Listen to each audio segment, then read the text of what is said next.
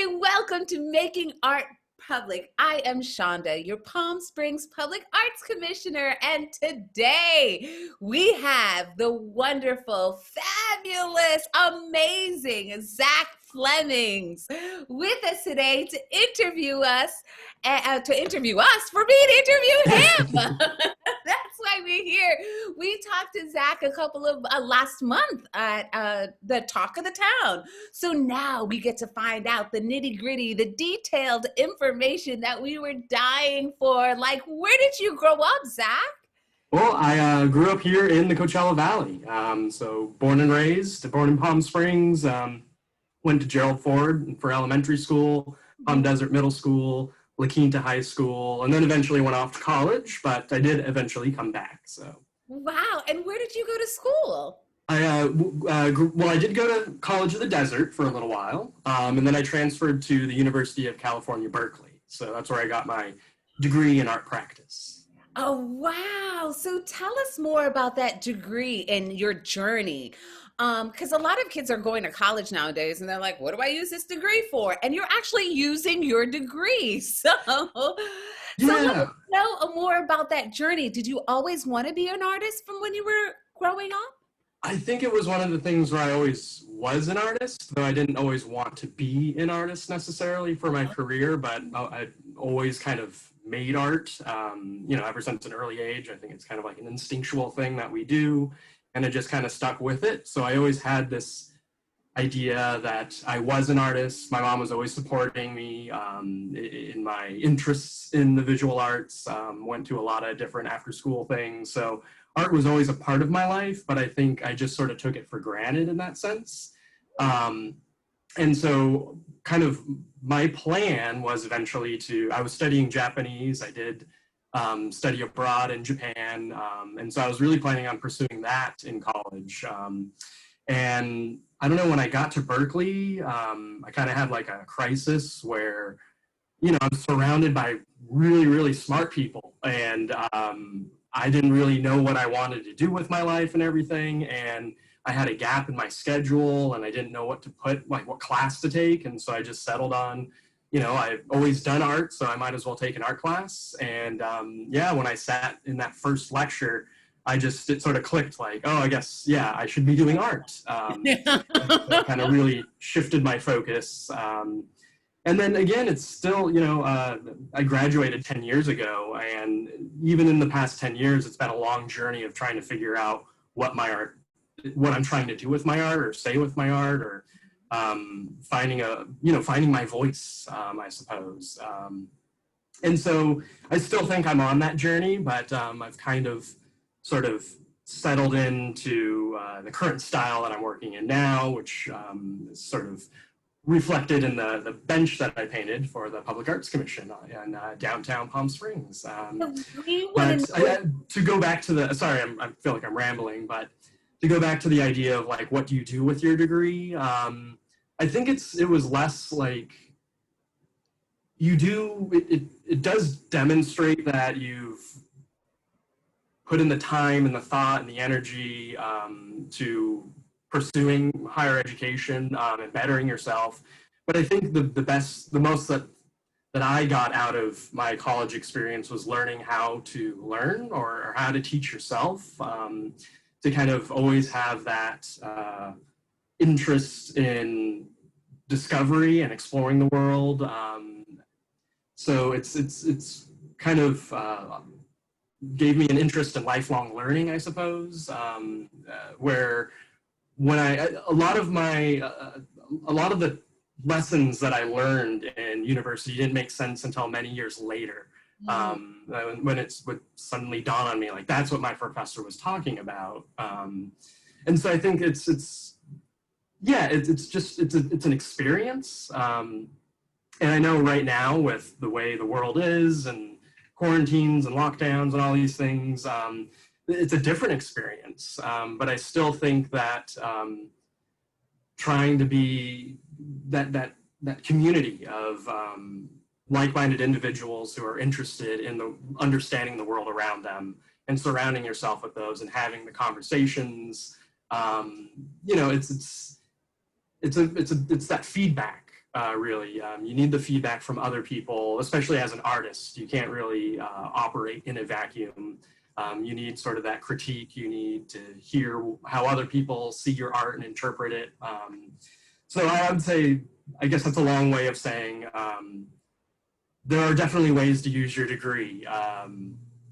If you remain open-minded and constantly looking for new opportunity. Now, Yeah. when you were in university, did you take like different art classes? Were there artists that you studied that really influenced your work, or were there artists that their journey influenced you?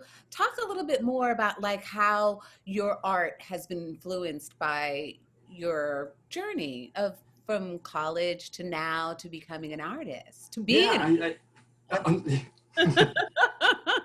um, yeah, I think one of the things is I didn't have a lot of exposure to art history prior to going to college. I did, as a student, would go to art museums and I'd look at all kinds of art, but I didn't really understand the context from which it came from or the historical relevance. And so I think it really opened up my mind to what art was and what artists were doing with their art. Um, and then it's a very unique sort of practice. And like in figure drawing class, we'd all be drawing from exactly the same figure. We'd all be looking at exactly the same thing, but everybody's style, everybody's interpretation, the way they handled the charcoal, the composition, what they chose to focus on. There are all these, it kind of, you can learn how other people are looking, how they're seeing the world. And I think that's important to kind of move out of your own perspective. And I think that's really what art is about, is kind of this communicating of these personal experiences, these emotions that we've felt, and kind of communicating on a really fundamental level in many respects, where it's kind of, it's more of a feeling. I think coming from Berkeley, I had a tendency to over-intellectualize art a lot, and, really trying to express really convoluted ideas and philosophies, but it just really felt sort of disingenuine coming from me, because I'm so happy-go-lucky and all of these things, and I was tired of making really kind of depressing art in some respects. And again, I think like when I was on the Talk of the Town, I mentioned I was somewhat afraid of color. I was only working in black and white. And I think college was the first time where I started branching out, and because I had to, they required me to work with color in like painting classes.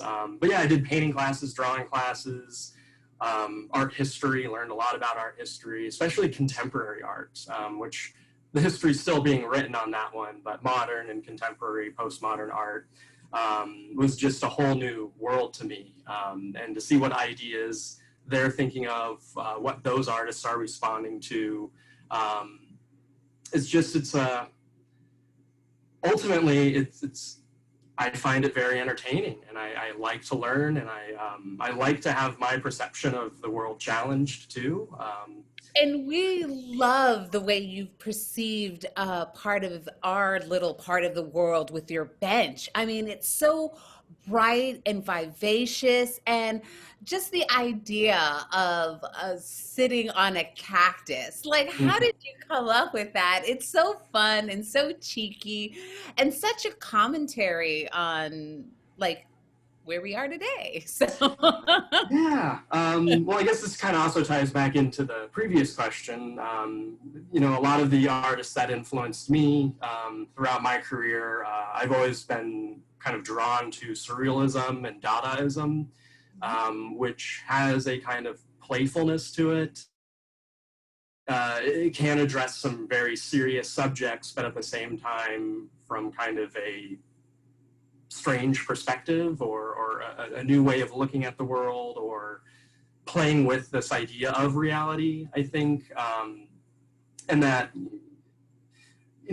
I always wanted my art to kind of bring joy to people. I wanted it to be a pleasant experience. And I think the cactus in particular, especially here in the desert, is kind of a polarizing object. Some people love them, other people like absolutely hate them, and I think that's kind of funny to me.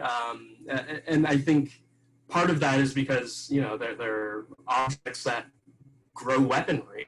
They're like, depending on your perspective on things, they're either designed to fend off mammals and things that would try to eat it, or they evolved that way. But they're kind of repulsive in their structure, and I think it's just sort of fun to take something that is in many respects designed to repulse us and then make it into an object of beauty that actually hopefully gets people to lean into it, and to get close and look at the detail, which is something you can't really do in real life. There's a limit to how close somebody feels comfortable getting to a cactus. And then again, putting a cactus on a bench and having it be this thing that you could like sit on, and the idea of the bench as being like this canvas wherein the audience interacts with it. It's supposed to be sat on. It's supposed to be used. It is a functional object, and just sort of, I don't know. It's kind of tongue in cheek, I guess. But again, also that the colors too. I think that it is a physical response. It's light that's bouncing off of an object into our eyes, and it's stimulating our brains, and it produces like an actual like feeling. And I don't know, I guess I just kind of cranked up the saturation to as much color as I could cram into the image. And also working with kind of complementary colors as well to really emphasize just the pure color of everything, in many respects. Yeah. So beautiful and so bright and so vivacious and so fun that you just want to hug a cactus after it. Yeah. You. Thank you so much for bringing such talked about subject of cactus awareness. I love it. Yeah. Thank you for bringing it to the forefront. I mean, You're welcome. the cactus are so happy. You look at them totally differently now. And we appreciate the love and the detail, the attention to detail that you've put into your bench. And tell us again, where's your bench located? It is right out in front of Crystal Fantasy off of Palm Canyon, so across the street from the Hyatt there. It is really bright, really loud, hard to miss. But yeah, I think it's just like the perfect spot, just to be right out front of a place that brings a lot of people joy, and is also full of color. It's a very colorful place, so it's like just perfect, So Zach, thank you so much once again for taking time out of your busy artist schedule to bestow some more love and understanding of cactuses and art with us. Thank you so much. Thanks again for joining us for another episode of Making Art Public.